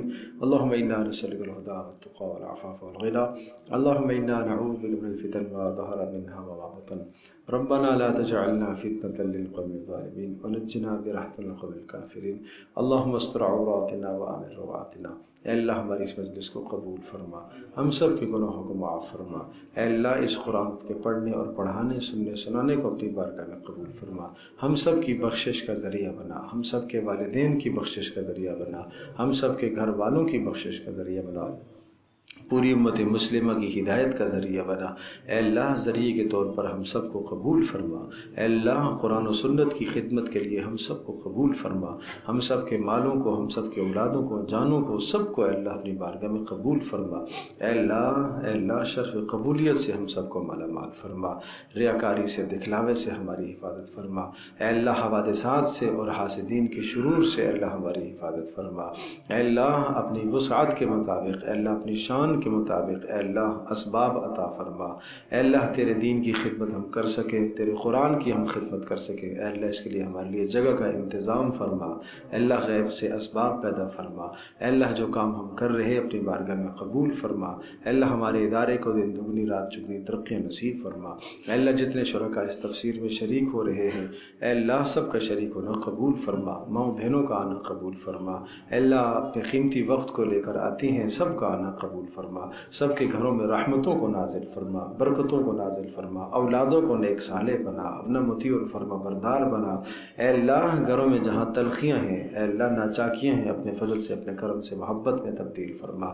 ہم سب کو اے اللہ دلوں کو صاف رکھنے کی توفیق عطا فرما، شرور سے ہماری حفاظت فرما۔ اے اللہ ہماری دعاؤں کو قبول فرما، وصلی اللہ تعالی علی خیر خلقہ۔